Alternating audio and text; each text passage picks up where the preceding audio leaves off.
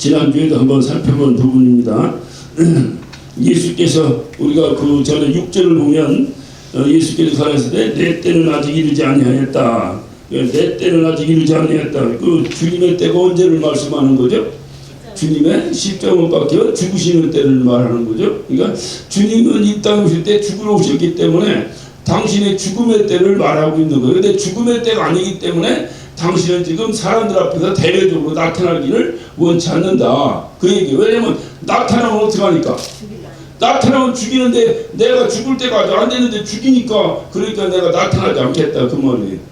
그런데도 불구하고 주님이 오늘 본문에 보면 이미 명절이 중단이 되어 14절에 예수의 성전에 올라 그러니까 자기 때가 되지 않아서 나타나지 않겠다고 하신 그분이 슬그머니 지금 그 명절에 그 예루살렘에 나타나신 거예요. 이때 명절이 무슨 명절이죠? 초막절이었죠. 그러니까 초막절에 나타나신 거예요. 나타나셔서 주님께서 하나님의 말씀을 선포하십니다. 하나님의 말씀이라고 하는 것은 하나님은 말씀으로 당신을 계시하시는 거예요. 하나님은 우리 눈에 보이지 않습니다. 그렇기 때문에 당신의 말씀을 통해서 우리에게 하나님의 어떤 뜻 또는 하나님의 살아계심 하나님의 능력이 선포되는 거예요. 그러니까 예수님이 하나님의 말씀을 통해서 당신을 나타내시는 거예요. 우리가 여기서 이제 중요한 것은 예수님은 말씀으로 나타내시고 그러면 그 말씀이 나에게서 어떤 그 이제 지난번에 말씀드렸지만은 내마가 되어 나로 하여금 움직이게 하고 나에게 명령이 되고 나에게 생명이 되고 이렇게 이 말씀이 이제 역동적으로 작용을 해야 되는데 그렇게 작용해서 나로 하여금 생명의 길로 인도하는 그 과정이 필요하다 그 말이에요. 그러니까 이 과정은 누가 하느냐? 이것은 성령님이 하시는 거예요. 그러니까 예수님 말씀을 선포하시고 그 말씀을 깨닫고 그 말씀을 내게 적용하고 그 말씀으로 인해서 내가 살아가도록 나를 돕는 자가 누구요? 성령이시다. 성령이시다 이 말이에요. 그래서 우리 신앙생활에서 성령을 빼고는 아무것도 쉽게 보면 설명이 되지 않는 것입니다. 그런데 오늘 여기서 이제 보면 14절에 이미 명절에 중간이 되어 예수께서 성전에 올라가서 가르치셨어요. 가르치시는데 유대인들이 15절 유대인들이 기여겨 가로되 이 사람 배우지도 않으니까 어떻게 그를 아느냐. 지금 이 말을 뭐 여러 얘기 할 거 없어요. 주님이 성전에서 하나님의 말씀을 가르치기 시작했어요. 그런데 누구를 대상으로 가르친 겁니까? 그 당시에 초막절을 지키기 위해서 전국 팔도에서 몰려든 이 유대인들을 향해서 지금 성전에서 가르치시는 거잖아요. 그런데 유대인들이 알아들어 못 알아들어? 못 알아들어. 그러니까 기이하겠다 하고 이게 하나님의 말씀 못 알아듣는 거예요. 퀴즈. 왜 못 알아들었을까? 아까 먼저 제가 말씀을 드렸잖아요. 하나님의 말씀 어떻게 누가 깨우치게 한다고? 그 성령이 깨우치게 했는데 이들은 성령의 인지하지 않았기 때문에 하나님의 말씀을 예수님 하나님의 말씀 못 알아듣는 거예요. 그리고 저게 무슨 얘기라고 저 사람 글도 알지 못하고 어디서 배웠나? 저 사람 배운 데가 어딘데? 저 사람들끼리 어떤 엉뚱한 소리를 하느냐? 이런 식으로 지금 이 유대인들이 어쨌든 그 예수님을 갖다 무시하기도 하고 예수님의 가르침을 이렇게 어쨌든 그 반항하고 그렇게 한다 그 말이에요. 그랬더니 주님께서 16절에 뭐라고 말씀하시는 거니? 예수께 대답하시되 내게는 내 것이 아닌 나를 보내신 것이다. 저 사람이 어디서 배웠냐? 도대체 어디서 배웠길래 저는 뭐 엉뚱한 소리를 하느냐? 왜냐하면 여러분 예수님은 하나님 말씀을 전했습니다. 하나님 말씀은 하늘에서 적용되는 말씀이에요. 그 말씀이 이 땅에 지금 선포되는 겁니다. 그러니까 이 땅의 법도에 잘 이해가 안 되는 거예요. 그럼 그 이해를 누가 시킨다고? 성령이 깨닫게 시키는데 그걸 알지 못하는 거예요 이들이. 그러니까 옛날에 우리 선생님은 이렇게 살아라 세상을 이렇게 살아야 된다 내가 세상을 이렇게 살아야 돼 가르쳤는데 알아들었는데 저는 누군데 누구한테 배웠길래 엉뚱한 소리를 하고 있느냐 이렇게 얘기하는 거예요. 그러니까 그때 주님이 뭐라고 말씀하시는 거예요? 나는 하나님께서 나에게 알려주신 것을 너에게 가르친다. 하나님께서 알려주신 걸 가르친다. 그러니까 오늘께서 그 16절에 보면 내 교훈은 내 것이 아니라 나를 보내시니 것이다. 그러니까 주님이 하시는 말씀은 하나님께서 나에게 주신 것, 하나님께서 나에게 가르쳐 주신 것, 하나님께서 선포하라고 하신 것을 난 선포한다 그 말이에요. 그러니까 그러니까 너희는 나라의 내 스승이 누구냐 이렇게 궁금해하는데, 그렇다고 한다면 내 스승이 누구라는 거예요? 하나님이라는 게 하나님으로부터 나는 한다. 그러므로 인해서 하나님으로부터 하기 때문에 너희들의 스승과 내가 가르침이 다르다. 그리고 행동이 다르다 그 말이에요. 그럼 왜 행동이 다르냐?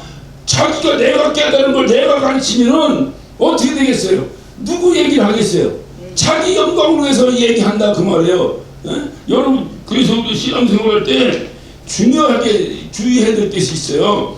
이거 나만 깨달았다고 하는 소리는 절대로 문제가 있는 것입니다. 우리 주님은 그걸 원치 않아요. 모두가 알기를, 심수 하나님을 알기를 원하시는 분인데 어느 특정한 사람에게만 깨닫게 해주시겠어요? 그런 소리를 누가 하느냐? 그 이단들이 하는 거예요. 나만 깨달았다고, 나만 계룡산에서 30년, 어디서 20년에서 나만 깨달았다고. 나만 깨닫는 게 어디 있어요? 하나님 벌써 보편적에 누구나 듣고 생명을 얻으라고 하는데 나만 깨닫게 해주시는 경우가 어디 있어요? 그러니까 이렇게 보편적으로, 그러니까 하나님이 주신 말씀을 증거하는 자는 그 말씀을 통해서 누구 영광이 나타나는 거야? 하나님의 영광이 나타나요. 하나님의 영광이. 그런데 내가 깨달았다, 내가 처음이다, 내가 뭐다 하는 사람은 그렇게 가르치고 영광이 누구 영광을 나타내는 거예요? 자기 영광을 나타내요. 자기 영광을 나타내는 거예요. 그렇기 때문에 너희 스승과 내가 가르치는 것이 다르다. 너희 스승은 누구 영광을 나타냈다고? 사람의 영광을 나타냈는데 나는 하나님의 영광을 나타낸다. 오늘 주님이 계속해서 그 말씀을 하시는 거예요. 18절까지 스스로 말하는 자 자기 영광을 구하되 보내신 이의 영광을 구하는 자는 참되니 그 속에 불의가 없다. 그러니까 보내심을 받은 자가 증거하는 데는 그 보내심을 받은 자의 영광에서 말하기 때문에 거짓됨이 없다 그 말이에요. 그러니까 나에 대해서 얘기하다 보면 막 뭐 과장되게도 얘기할 수도 있고 뭐 이렇게 여러 가지 뭐 그런 부분들이 있을 수 있겠죠. 그래서 오늘 왜 주님께서 갑자기 자기 때가 되지 않아서 나타나지 않겠다고 하신 분이 이렇게 명절 중간에 이렇게 주님이 불쑥 나타나셨을까? 여기서 주님께서 하시고자 원하시는 중요한 것이 뭐냐? 바로 이 초막절의 의미, 다시 말하면 초막절의 의미, 지난주에 잘 기억하시면 초막절에는 계속 신라한 곳에서 뭐 했다 했어요? 물 퍼다가 뿌리고, 계속 물 퍼다가 물을 그 성전 바닥에 뿌리고, 성전 내기 등에다 큰 뭐 횃불이라고 해야 맞겠지. 횃불, 큰 불을 펴가지고 계속 예루살렘 시가를 환히 밝히는 이런 축제를 일주일 동안 했다 말씀드렸죠. 그때에 그 물은 뭐를 상징한다 했어요? 40년 동안 광야를 다닐 때 하나님께 목마르지 않도록 생수를 공급해 주신 하나님이 감사하고, 불을 환히 비치는 빛으로 오신 그 하나님께 빛으로 우리의 앞길을 쫙 인도해 주신 하나님과 죽이지 않고 살려주신 하나님을 상징해서 감사해서 물을 계속 뿌리고 횃불을 달아서 예루살렘 성전 그 시내를 환히 비쳤다 그랬어요. 그런데 그렇게 그 물, 다시 말해 생수, 그 신루한 곳에 퍼다가 뿌렸던 생수, 또 그 네 등에 이렇게 어떤 횃불을 만들어 놓고, 그리고 그 전했던 그 불, 그것이 진짜가 아니라 그것은 상징적인 것이고, 바로 그들이 원했던 것은 바로 뭐냐? 그거를 그렇게 해놓고 그 초막에다가 이제 그 초막절의 유래를 제가 말씀드렸죠? 지난주에 기억하시죠? 초막절은 뭐예요? 이스라엘에서 40년 동안 광야를 이렇게 이제 광야 생활할 때에 그 법궤를, 하나님 법궤를 주셔서 법궤를 들고 움직이는데, 그 가서 쉴 때마다 이제 오늘 하루를 걸었어. 더 이상 이제 못 걸어. 딱 쉴 때마다 그 초막을 짓고 그 초막에다 법궤를 모셨다 했죠. 그리고 그 법궤를 모신 초막을 중심으로 해서 이스라엘에서 수경지를 삼아서 이렇게 수경을 하게 됐다 말씀드렸어요. 그러니까 이들이 초막절날 물을 갖다 붓고 불을 피고 하면서 무엇을 얘기하는 거예요? 그렇게 초막 안에 하나님이 임재하셨듯이 그날도 그 성전 안에 하나님이 임하시고 그 법궤 위에 하나님께서 그 법궤가 이렇게 있으면 법궤 위에 그룹들이 이렇게 하고 있습니다. 이렇게 하는데 이 그 그룹이 이렇게 하고 있는 법궤 위를 우리가 성경에서 말하는데 시은좌, 은혜가 내리는 곳이다. 시은좌라고 합니다. 그러니까 이곳에 하나님이 다 임재하셔서 하나님이 임재하시고 그 초막절 그 어떤 그 절기 가운데 하나님께서 운행하시고 이것을 이렇게 믿었기 때문에 이들은 계속해서 아주 경건하게 초막절 절기를 전국에서 몰려들어서 지킨 거예요. 하나님께서 오신 것을 믿고 오실 줄로 믿는 것이 아니라 오셔서 계신 것으로 믿고 그렇게 했다 이 말이에요. 이때에 예수님이 그 초막절 한가운데 나타나신 거예요. 내 때가 아닌데 왜 나타나셨을까? 여기에 대한 중요한 포인트가 있어요. 그 주님이 초막절 한가운데 나타난 중요한 이유는 바로 너희들이 기다리는 그 하나님, 오늘 이 초막 안에 계시고 법궤 위에 계신 임재할 것을 믿고 있는 그 하나님, 그 하나님이 바로 나타나셨다 그 말이에요. 그 하나님 누구요? 나다니 나다. 그러니까 예수님 뭐요? 하나님은 보이지 않는데 보이는 하나님으로 육체를 입고 내가 나타났다 이 말이에요. 이거를 선포하기 위해서 오늘 여기 나타나신 거예요. 그래서 내가 바로 참 생수요, 내가 바로 참 빛이다. 그래서 어떤 내가 나를 믿으면 너희 배에서 생수의 강이 넘쳐날 것이고, 그 빛으로 인도하신 하나님을 의지하고 빛의 자녀로 살아가야 된다는 것을 계속해서 7장 8장에 선포하고 계신 거예요. 그게 초막절에 나타나신 예수님을 어떤 그 의미입니다. 의미. 그 의미 때문에 주님은 때가 되지 않았는데도 불구하고 나타나신 거예요. 나타나신 거예요. 그 때가 되지 아직 때가 되지 않았는데 나타나신 거예요. 나타나셔서 이 주님께서 선포하시면서 하시는 말씀이 금방 아까 말씀드린 대로 보내심을 받은 나 같은 보내심을 받은 자는 보내신 자의 영광으로서 너에게 어떤 뭐를 얘기하기도 하고 그의 영광으로서 내가 행동을 하는데, 스스로 온 자 사람은 자기 영광으로서 하게 된다. 자기 영광으로서. 그러니까 너희 스승들과 내가 다른 점은 너희 스승들은 다 자기 영광. 야 내가 말을 이렇게 터득 해가지고 이렇게 하고 전부 자기 일을 나타내는 것을 했는데 예수님의 가르침에 보니까 전부 하나님을 위해 영광으로서 이렇게 하시더라. 그래서 오늘 여기서도 그런 17절 한번 잘 볼까요? 사람이 하나님의 뜻을 행하려 하면 이 교훈이 하나님께서 왔는지 내가 스스로 말한 건지 알리라 라고 말하죠. 그러니까 하나님의 뜻을 행하려고 이들이 한 건지, 그러니까 하나님의 뜻을 그러니까 이 예수님은 오직 하나님의 뜻만을 구하고 하나님의 영광만을 위해서 내가 존재하고 너희들에게 이렇게 선포한다. 이것을 아주 강조하고 계신 거예요. 그럼 하나님의 뜻이 뭐예요? 예수님이 하셔야 될, 이루셔야 될 하나님의 뜻이 뭐냐? 그것이 이제 6장으로 넘어가서 지난번에 이제 우리 한번 살폈는데 또 이제 잊어먹을 수도 있으니까 6장 38절을 봅니다. 내가 하늘에서부터 내려온 것은 내 뜻을 행하려 함이 아니요 나를 보내신 이의 뜻을 행하려 함이라. 나를 보내신 이의 뜻은 내게 주신 자 중에 내가 하나도 잃어버리지 아니하고 마지막 날에 다시 살리는 이것이라. 내 아버지의 뜻은 아들을 보고 믿는 자마다 영생을 얻는 이것이니 마지막 날 내가 이를 다시 살리리라. 다시 말하면 아버지의 뜻은 뭐냐? 아버지의 뜻은 죽을 수밖에 없는 자를 살리는 것이 아버지의 뜻이라 이 말이에요. 여러분 교회마다 하나님의 뜻을 이루자고 합니다. 하나님의 뜻을 이루는 교회. 하나님의 뜻이 뭐예요? 죽어가는 영혼들을 살려내는 거예요. 그런 차원에서 우리는 정말로 이거 신중하게 생각해야 됩니다. 지금 우리 교회의 이 문제를 여러분이 신중하게 생각하셔야 된다. 그러니까 하나님의 뜻은 뭐냐? 죽어가는 영혼을 살리는 거예요. 그런데 그렇기 때문에 나는 뭐 때문에 왔는 게 죽어가는 영혼을 살리기 위해서 왔다. 그걸 말씀하시는 거죠, 주님이. 그렇다고 한다면 하나님의 뜻이 죽어가는 영혼을 살리는 것이라고 한다면 율법은 누구에게서 왔어요? 율법도 하나님의 법입니다. 그죠? 그러니까 하나님의 뜻은 죽어가는 영혼을 살리는 것, 그러니까 살리는 것이 하나님의 뜻이라고 한다면 율법이라고 하는 것도 하나님의 법이니까 율법은 왜 목적이 뭐예요? 율법의 목적도 살리는 데에 목적이 있는 거 살리는데. 그런데 율법에 대해서 우리가 오해하는 것 중에 하나가 이제 기회가 되고 또 율법과 복음에 대해서 한번 좀 살펴보겠습니다만은 이게 이제 우리가 이제 오해하고 있는 부분이 뭐냐면 율법은 우리를 거룩하게 하는 법이에요. 그 하나님의 법이기 때문에 우리를 살려내는 법이에요.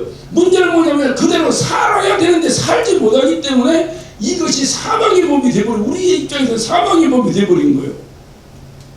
이 사망의 법을 예수님이 대신 다 이루시면서 우리에게 다 생명을 주신 거예요.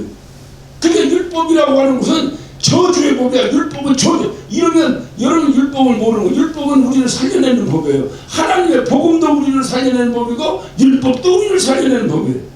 근데 복음은 뭐냐? 내가 율법대로 살아야 되는데 그걸 못하고 있는 나에게 대신 살려주시겠다는, 이게 얼마나 기쁜 소식이에요. 그러니까 우리가 이거를 복음이라고 하는 거예요. 그러니까 그래서 주님께서 그 유대인들에게 하신 말씀이 뭐라고 말씀하셨냐?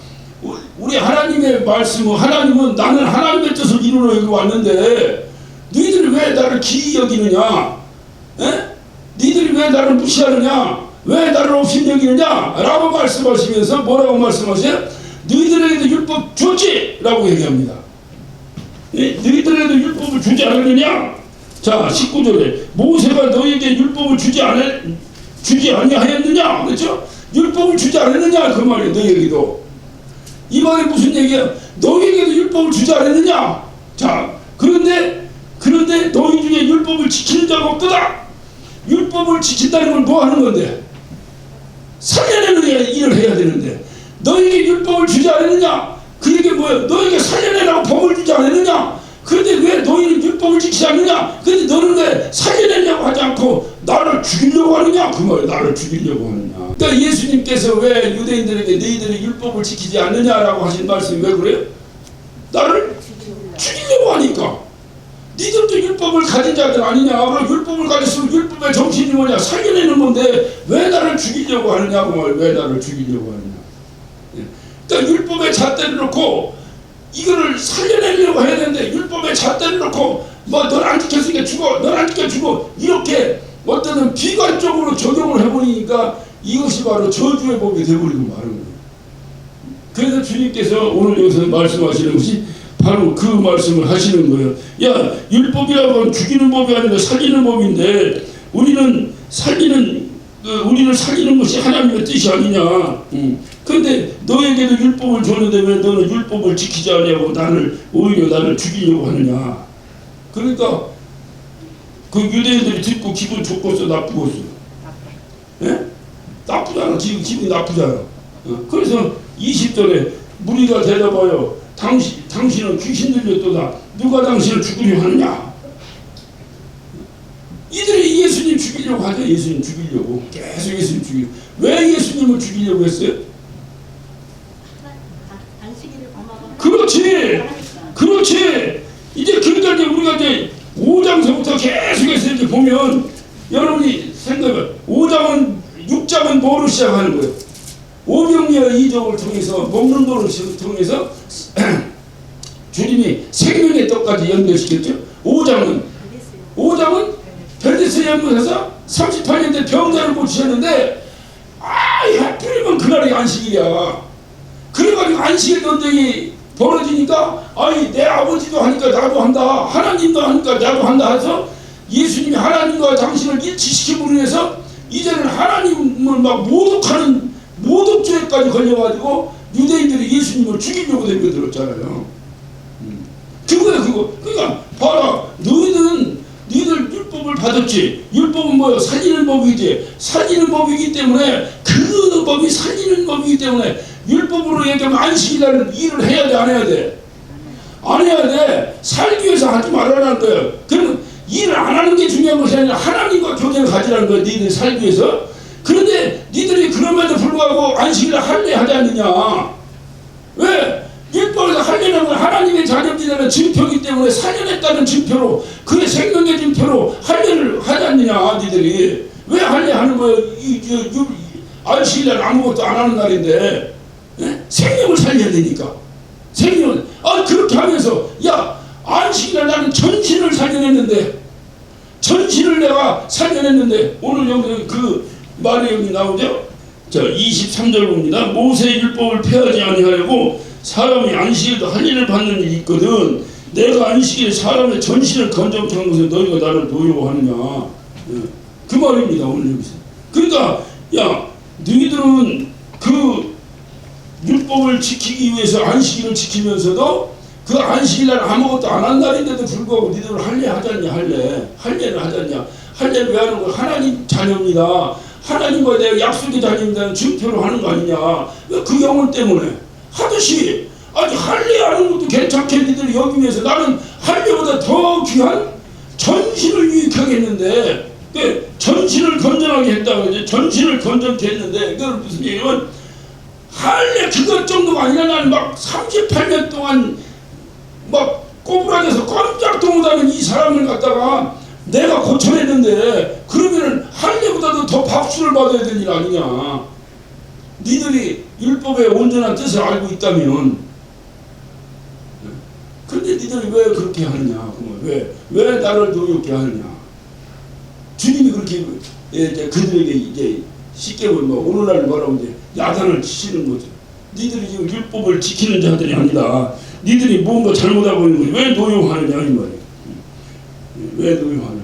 이것을 우리가 오늘 잘 기억을 하셔야 돼요. 그러니까 우리가 신앙생활을 하는 걸 보면 하나님의 뜻이 무엇인가를 알고 그 뜻 안에서 신앙생활을 해야 되는 거예요. 이것을 벗어나 버리면 안 돼. 이것을 벗어나면 너 지나치게 열심히 한다든가 지나치게 열심히 안 한다든가 이건 전부 잘못된 거예요. 지나치는 건 안 돼. 지나치는 것은. 그러니까 딱 하나님께서 우리에게 주신 그 범위 안에서 하나님 성경 말씀대로 그 말씀에 주신 정신대로 이렇게만 하면 되는데 그것이 아니라 이 유대인들은 어떤 사람들이야. 유대인들은 율법의 정신대로 한 것이 아니라 그 율법을 가지고 오히려 본인들의 막 열심을 더 집어넣어가지고 그렇게 한 사람이 누구예요? 사도 바울이 그렇게 했잖아. 한번 여러분 한번 말 나오기만 한번 봅시다. 갈라디아서 갈라디아서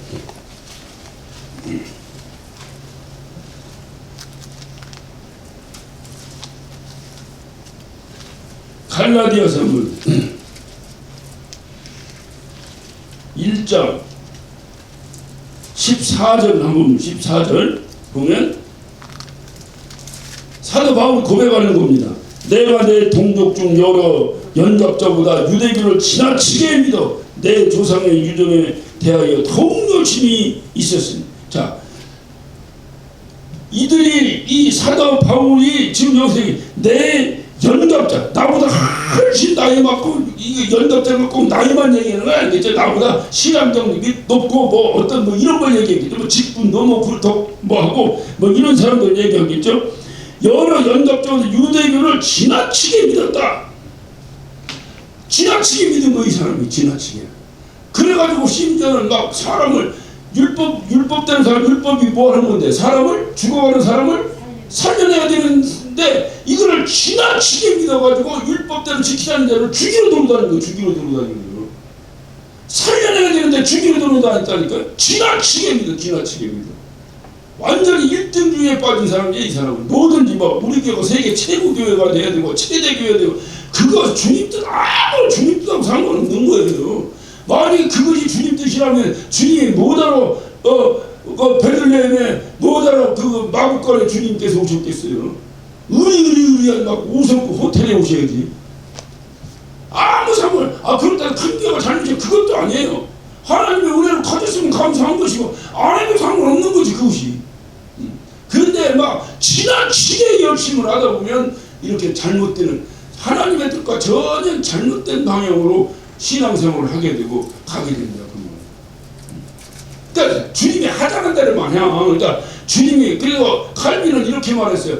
나는 하나님이 침묵하면 나도 침묵하고 하나님이 말하면 나도 말한다 그랬어요. 뭔 뜻인지 알아들으셨지? 굉장히 끝내주는 것 같아도 성경이 없으면 하지마. 굉장히 끝내주는 것 같은데 성경이 없는데 이게 굉장히 끝내주는 것 같은 거야. 자기 체험에 의해서. 그러면 이 사람이 그 체험 때문에 성경을 벗어나 버린다니까요. 여기서부터 나오는 것이 이단이에요. 이게 다 이단이에요. 그래 우리가 이거 신앙생활 이거 참 중요시 여겨야 됩니다. 신앙생활. 그러니까 율법이라고 하는 건 뭐냐? 여러분 잘 생각해요. 은혜가 먼저야? 율법이 먼저요? 예? 율법이 먼저요? 그러니까 왜 성경을 잘 몰라서 그래. 성경은요 은혜가 먼저지. 은혜가 아브라함이 은혜로 아브라함이 율법으로 뭐 잘해가지고 우상 소굴인 갈대우에서 나왔어? 아니잖아요. 은혜로 하나님이 아브라함이 뭐 자기가 뭐 하나님께 특별히 한 게 뭐 있어야 하나님이 택하시고 그걸 불러냈잖아. 불러내는 게 본인을 순종하고 따르는 것밖에 없잖아.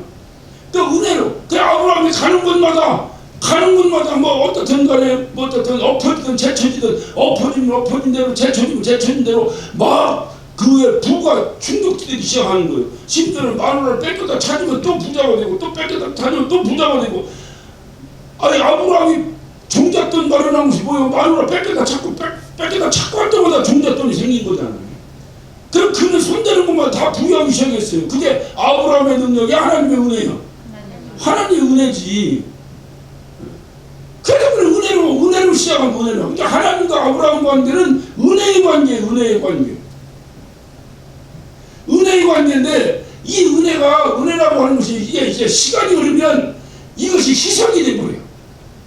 그래서 옛날 어른들 말처럼 은혜는 돌에 새기고 뭐는 뭐 물에 새기고 뭐 하라고 하듯이 그렇게 해야 되는데 이게 그게 아니라 은혜는 그때는 좀 좋은데 시간이 흐르면서 이게 어떤 매너리즘에 빠져버려요. 다시 말하면 어떻든 뭡니까 이제 형식주의에 빠집니다. 형식주의. 그래서 이게 형식주의에 빠져버리니까 이제 내가 아브라함은 11절을 왜 드린 거예요? 하나님의 은혜에 감사를 드렸는데 그러니까 감사하면 드려. 은혜를 생각하고 내가 하나님과 약속 하나님 내 이번 전쟁에 이기게 해주시면 내 10분의 1을 드리겠습니다. 그럼도 드렸어. 그러니까 하나님께 10분의 1을 드리고 이렇게 했는데 문제는 어디 있었느냐?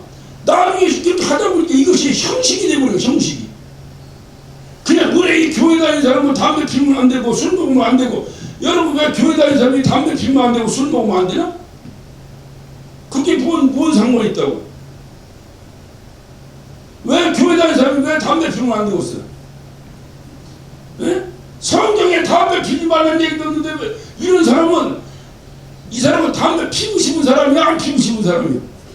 피우고 싶으니까 시비 거는 거예요. 그럼 성경이 누구 다 지키나? 본인이? 우리 한국의 초기 기독교에 선교사들이 왔어요. 선교사들이 와가지고 생각해봐. 요즘 같으면 너무 한국이 오늘날로 계산하면 안 되고 우리 어렸을 때 정도만으로 생각하고 초가지 그냥 항상하게 돼 있는 이런 막 미닫이 차고지 막 다 뚫어지고 막 유리 조각 하나 붙여놓고 막 이런 데 살 때 선교사가 왔어요. 와서 사람을 불러 모아놓고 말씀을 가르쳐야 되는데 아이 할아버지들 앉아가지고 건방대 그렇고 아유 여러분 생각해. 옛날에 아버지들 다 방에서 담배 폈어 안 폈어? 다 방에서 폈잖아. 자식들 마누라 폐병 걸려 죽든 말든 그냥 팍팍 펴대고 비행기 타고 가려면 비행기에서 담배 폈어 안 폈어? 안 타봐서 몰라? 예전에 비행기에 다 담배 펴서 비행기 이렇게 그 의자 이렇게 손을 들이는데 이렇게 보면 거의 재떨이가 다 달렸잖아. 요즘은 못 피해서 안 펴서 그렇지. 그러니까 벌뜨리기 나름의 벌뜨리기. 오늘날 식당에서 담배 펴 안 펴? 옛날에는 폈어 안 폈어? 어디 가려니 오손을 잡았잖아. 그러니까 그만큼 좋아진 거지 지금 우리나라. 이게 정말 얼마나 좋아진 거예요. 이게 내가 생각해 오늘날 담배 피는 사람 진짜 답답해서 자기 집에서도 못 펴. 우리도 보면 꼭 문 열고 나오면 담배 냄새가 나. 우리가 일찍인데 더워갖고 창문만 열면 담배 냄새가 나. 그래서 이렇게 되면 꼭 우리 그 창문 앞에 나와갖고 앉아서 쪼그리고 앉아서 담배 피더라고. 그래서 내가 한번 뭐라고 했어. 여보시오 그깟 놈가 나 같으면 더러워서도 끊겠네. 그 집에서 못 피는 놈 담배 남이 집 저 창문에 쪼그리고 앉아서 뭐하는 짓이야. 그러니까 요즘은 참 여러 가지로 그렇게 여러 일반인은 생각하는 그런 게 되는데 그 당시에는 담배를 앉으면 그냥 겁먹도 땡땡 쳐가면서 담배를 이 조그만 이 방에서 말이야 선교사가 설교를 해야 되는데 담배를 팍 그러고 그냥 할렐루야 그러면 아멘 해야 되는데 할렐루야 했더니 담배 이게 덕이 되겠어 안 되겠어. 그래서 선교사들이 그 성도들 교육하는 가운데서 술과 담배를 좀 그만해라 이렇게 하신 거예요. 그래서 우리나라의 전통이 한국 기독교에서는 술 담배를 안 하는 것이 이제 전통이 돼버린 거예요. 생각을 교회 와서 예배하는데 이거 아침부터 그냥 해장술에 취해가지고 갈갈다 해가지고 와서 앉아있으니 이게 설교할 막 나갔어. 그래서 이제 우리나라에서 술 담배 하지 말라 했는데, 더 중요한 것은 술 먹고 담배 피는 사람들의 중요한 특징이 있어요. 술을 왜 먹느냐, 담배를 왜 피냐. 담배를 왜 펴? 담배 펴야 근심 걱정도 사라지고, 담배 펴야 뭐 평안하고, 뭐 담배 펴도. 그러니까 성도는 뭐냐면 그 근심 걱정을 주님께 다 내려놓고 주님 안에서 평안하라는 거거든. 근데 주님 대신 담배를 의지하는 거잖아. 술 먹고 술을 먹어야 자기의 뭐 괴로운 것도 다 해결하고 뭐도 해결하고, 그렇게 해서 술 먹는 거 아니야? 어떤 사람도 그래. 술 먹어도 안 취하면 되지 뭘 그거만. 안 취하려고 술을 못 먹고 맹물 마시게 안 취하려고. 그러니까 그런 것이 신앙생활에 결코 도움이 되지 않는 거예요. 우리 영적 생활. 그래서 술 먹지 말고 담배 피지 말라고 이렇게 한 거예요. 술 먹지 말고 담배 피지 말라. 근데 이 의미를 잘 모르면, 교회 다닌다고 왜 담배 못 피냐, 술 못 먹냐, 이거 이게 시비를 걸어. 그러니까 이 당시에 우리나라 초대교회 처음에 교회가 시작될 때 바로 그렇게 했어요. 그래서 그렇게 하다 보니까 예를 들자면 뭐 좀 이렇게 문제가 되니까 뭐 하지 마라 이렇게 이제 법을 정하기 시작한 거예요. 그러니까 처음에는 뭐로 시작했다고? 은혜로 시작하고 은혜로 시작했는데 아브라함의 그 은혜가 세월의 흐름에 따라 어떻든 형식주의로 바뀌어버리니까 그냥 교회를 나오면 교회 다니는 사람 11조를 해야 돼. 그러니까 해야 되니까 하는 거예요. 이게. 그게 아니라 감사해서 하나님께서 나에게 이런 소득을 주시니 감사해서, 이 감사함이 이게 그 안에 내포된 상태에서 드려져야 되는데 이게 그냥 하는 거예요. 그냥 하다 보니까 성질나면 해 안 해? 네? 정말로 내 안에서 감사해서 할 때는 아무 문제가 없었는데 형식적으로 교회 다니니까 해야 된다 하니까 이게 기분 나쁘면 해 안 해? 안 되는 거예요. 이게. 그러니까 하나님께서 하나님과의 관계를 갖기 위해서 은혜를 잊어버리면 안 되겠다 해서 은혜를 법으로 바꿔버린 거예요.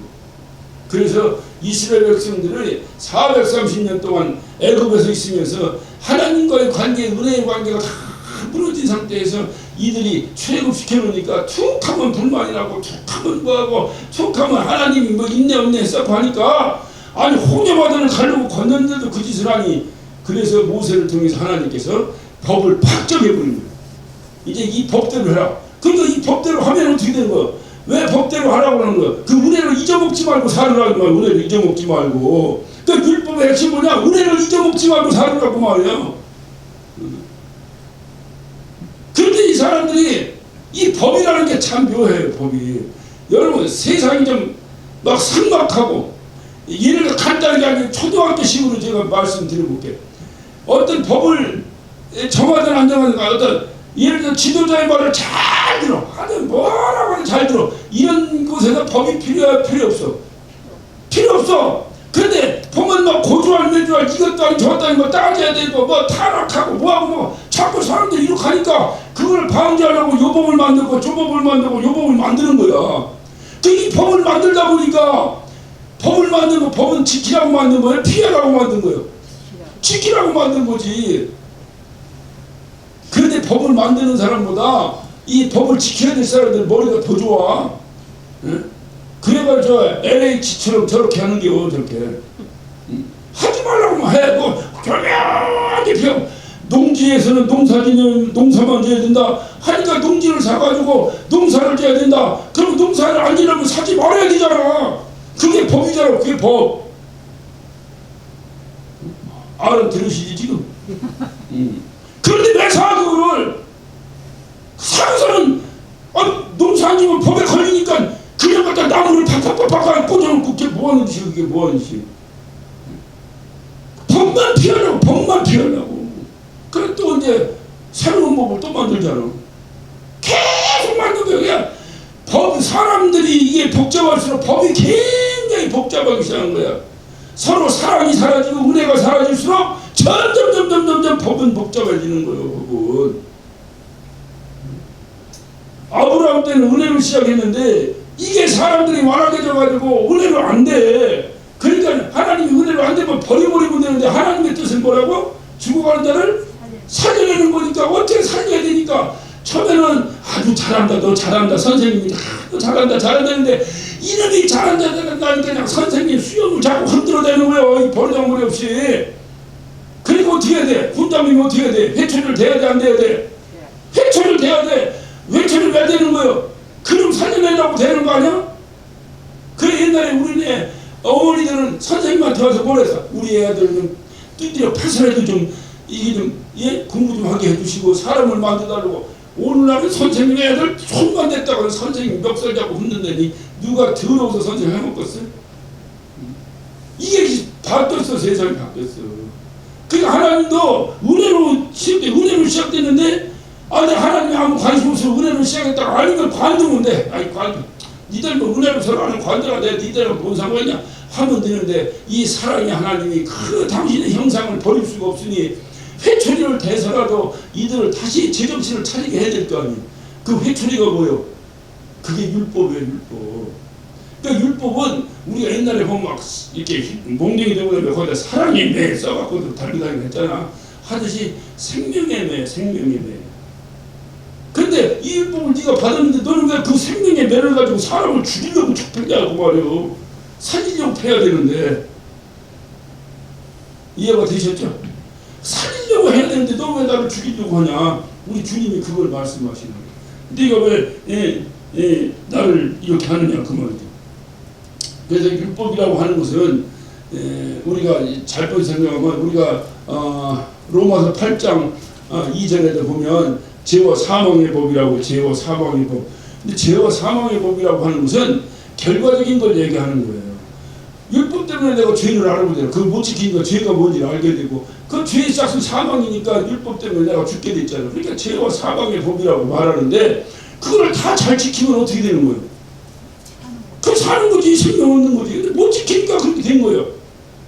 그러나 그 법의 정신을 잘 알고 그 법의 정신을 잘 알고 내가 영원히 살아야 되겠다. 이 법은 나를 죽이는 법이 아니고 나를 살리는 법이었는데 내가 지키지 못함으로 내가 죽게 되었구나. 이 법의 정신은 죽이는 법이 아닌데 내가 잘못 알았구나. 이렇게 법의 정신을 확실히 알면 살려는 몸부림이 있어야 되지 않냐 이 말이지. 율법 앞에서 내가 살려는 몸부림이 있을 때 그 앞에 예수님이 탁 서 계신 거예요. 그러니 예수님께서 걱정하지 마라. 걱정하지 마라. 율법에 의해서 네가 정죄받았느냐? 그래서 너 죽을 수밖에 없냐? 근데 율법의 정신은 널 죽이는 게 아니다. 그러니 너를 살려야 될 거 아니야. 너를 살려낸 법이 뭐냐? 내가 대신 죽어주면 된다는 거예요. 내가 대신 죽어줄 테니까 너 살으라는 거예요. 그래서 우리가 에베소 2장 8절에서 뭐라 했어요? 은혜로 말미암아 은혜로 인하여 믿음으로 말미암아 구원을 얻었다. 그러니까 은혜는 뭐냐? 그분이 나를 위해 죽은 것이 은혜예요. 우리가 무슨 자격이 있어서 하나님이 내 대신 죽어? 여러분이 뭔데 여러분 대신 하나님이 죽어? 그거는 계산이 될 수 없는 은혜예요. 은혜 그냥. 문제는 뭐냐? 그것을 믿으라는 거지. 믿으면 넌 산다. 그래서 은혜로 인하여 믿음으로 말미암아 구원을 얻는 거예요. 이것이 이 성경의 정신이에요. 성경의 정신. 이 성경의 정신을 유대인들은 지금 형식적으로 계속 형식적으로 해갖고 뭐 율법을 안 지키다가 뭐 포로로 잡혀갔다 오기도 하고 두드려 맞기도 하고 전쟁에서 쫓겨가기도 하고 뭐 하고 막 이런 삶을 살아오다가 보니까 이들이 우리가 알죠? 그 신구약 중간 사람 암흑기 400년 이 400년 동안에 하나님도 탁 떠나버리시고 도대체 말씀이 선포되지 않고 하는 답답한 가운데서 이들 나름대로 그 율법을 연구하는 율법사들이 생기게 되고 역대 바리새인이 생기고 사두개인이 생기고 어떤 서기관들이 생긴 거 이들이 율법사들이에요. 이들이 자기들 나름대로 율법을 연구하는 거 자기들 나름대로 연구하는 거. 그래서 욕하면 되고 욕하면 안 되고 자기들 나름대로 지키는 법을 만든 거예요. 이 법의 정신이 뭔지를 모르는 상태에서 법을 안 지키니까 다 저주받았다. 그러니까 우리 법을 잘 지켜야 된다. 어떻게 해야 잘 지키는 것인가? 이거를 그러니까 바리새인들이 하는 짓이 하는 전부 다. 그래서 우리 주님이 바리새인들을 향해서 대표적으로 질책하시는 것이 뭐예요? 외식하는 것이에요. 외식하는데 뭐 네가 율법의 정신도 모르면서 그 율법을 지키는 채 하고 산다고 말이에요. 그게 외식이다 그 말이지. 회칠한 무덤 속에는 말이야 율법의 정신이 하나도 없이 완전히 솜장이 썩어가고 있는데 겉만 율법을 지킨 것처럼 반짝하니 회칠하고 살고 그거 오죽 답답하면 우리 주님께서 독사의 새끼들이라고 쳤겠어요. 이게 오늘 주님이 초막절날 유대인들에게 하신 말씀이에요. 너희들 율법 받았잖냐. 근데 왜 율법 안 지키냐. 우리 여태까지 율법 지키면서 유대인들에게 율법 지키면서 사는 사람들인데 왜 네가 나를 율법을 지키지 않는다고 하냐. 왜 율법을 지키지 않는다는 거예요. 율법의 정신이 뭔지 모른다고 말이지. 율법의 정신이 뭐야. 죽어가는 사람을 살려내는 것인데 너는 왜 나를 죽이려고 하냐. 율법의 잣대를 가지고. 율법의 잣대를 들이대서 나를 살려내려고 해야지 왜 나를 죽이려고 하냐고 말이에요. 그러니까 너희들은 율법을 안 지키는 자다. 그러니 유대인들이 화가 난 거죠. 화가 난 거죠. 그래서 더욱더 주님과의 대립각을 세우기 시작합니다. 이때 우리가 24절 마지막 절을 보면 주님께서 말씀하십니다. 외모로 판단하지 말고 공의롭게 판단하라. 공의롭게. 다시 말하면 우리 주님 흠모할 것 모양도 없어. 우리 주님을 보면 그냥 성경대로 보면 우리가 뭐 옛날에 예수님 성화를 누가 싹 그려서 이렇게 교회마다 붙였는데 그것은 예수님이 실제 얼굴과 닮아난다는 게 우리가 모르는데 예수님을 훌륭한 분으로 보다 보니까 좀 이렇게 막 뒤가 후광도 그리고 하니까 멋있게 나오신 것 같은데 성경 따르면 예수님 흠모할 모양도 없으신 분이라는 거예요. 제가 예전에 나 초등학교 때부터 교회 다녔는데 한 그만한 성급을 하면서도 올해도 그냥 성탄절날 그냥 우리 그냥 집사님들 그냥 가족단체에서 성도 하고 막 해서 상도 나눠주고 막 이러고 싶었는데 코로나 때문에 그냥 넘어가 버렸어. 근데 교회 다니면서 그게 굉장히 중요해요. 재밌어. 근데 하는데 얼마나 많은 성급을 하겠어. 했는데 한 번 난 예수님 역할을 해본 적이 없어. 예수님이 이렇게 기구리 장대고 이러지 않았다는 거 그냥 빼시락 말라가지고 그냥 갈비가 아른아른하고 이랬으니 예수님의 모양을 볼 때 그가 무슨 구세주같이 보였겠냐 이 말이에요. 그들이 볼 때 저가 무슨 지금 하나님 아들 저 보려면 풍처하려고 이 정도 돼야 된다고 생각할지 모르겠는데 주님 말씀에 외모로 판단하지 말고 공의로 판단해라. 공의라는 게 뭐냐. 공의가 뭐예요. 율법의 중요한 것이 공의거든요. 법은 공의잖아. 공의. 오늘날 재판이 공의대로 안 돼가지고 문제가 되는 거냐. 이게 공의. 그러니까 내가 율법의 잣대로 다 봐라. 볼 때 내가 전신을 건전케 한 내가 잘한 거냐 못한 거냐. 잘한 거야 못한 거야. 안식일날 잘한 거지. 왜 율법의 정신은 죽어가는 영혼을 살리는 건데 안식일날 내가 그 죽어가는 영혼을 살려냈는데 왜 니들이 나를 노엽게 생각하고 죽이려고 하냐. 우리가 교회를 오는데 여러분 교회를 먹으면 교회를 정신없이 오는데 누가 길에 쓰러진 사람이 있어. 그러면 그냥 와야 해요? 그 사람을 돌봐줘야 돼요? 돌봐줘야 돼요? 돌봐주다 보니 교회 못 와. 그러면 교회를 오기 위해서 버려야 돼요? 못 오다는 그를 돌봐야 돼. 그를 돌봐야 돼? 그게 성경에 얘기하는 거예요. 선한 굿사마리탄 선한 사마리아인의 이 비유가 그거예요. 정신이죠. 정신이. 그 정신이 있어야 되는데 법에 의해서 이거 안식을 지켜야 된다고 안식을 지키는 게 중요한 것이 아니라 안식의 정신을 지키는 게 중요한 거지. 그러니까 우리가 신앙생활할 때도 주님이 말씀하신 이 정신을 지키는 것이 중요한 건데 너무 막 법의 잣대를 갖다 들이대 버리면 이제 이게 삭막해지는 거예요. 삭막해지는. 주님께서 오늘 말씀하신 말씀을 잘 들으시고 어쨌든 공의로 판단을 다시 말해 하나님 뜻으로 판단해야 된다 하는 거. 너무 막 지나치게 막 하나님의 정신이 이건데 이거를 막 벗어나다 더 잘 믿어볼 것이라고 막 지나치게 사도바울처럼 해버리면 그거는 신앙이 아닌 그건 하나의 자기 스스로가 만들어낸 하나의 종교심에 불과하는 것이다. 그런 종교심 가지고는 우리에게 생명이 없습니다. 오늘날 우리의 신앙생활을 한번 돌아볼 때 이런 부분들을 많이 우리가 반성하고 좀 돌아봐야 될 일이라고 생각을 합니다. 그래서 오늘 주님 말씀처럼 정말로 주님이 우리에게 말씀하신 대로 우리가 어떤 종교생활을 하는 것, 다시 말하면 예수 그리스도의 그 말씀과 같이 하나님의 정신대로 신앙생활을 하는 것이 중요한 것인가, 아니면 그냥 막 자기 열심으로 막 그 하나님의 말씀을 지나치게 해석해가지고 막 무슨 고행을 하고 막 뭐 자기 희생도 막 지나치게 희생해가지고 막 뭐하고 이렇게 하는 것이 내가 신앙생활인가 한번 잘 돌아볼 수 있도록, 자칫하다 우리가 신앙생활 잘한다 하면서도 종교생활을 마무리할 수밖에 없는 그러한 문제가 생겨버립니다. 그래서 성경은 신사적으로 하라는 거예요. 저 여러분이 오늘 주님의 뜻을 잘 우리가 알아서 하나님의 뜻은 어떻든 죽어가는 영혼을 살리는 것이구나. 무슨 일을 하든지 어떤 권면을 하든 징계를 하든 뭘 하든 간에 그 영혼을 살리기 위해서 해내는 그러한 어떤 역할을 감당하는 저와 여러분 되시기를 예수 이름으로 축원합니다.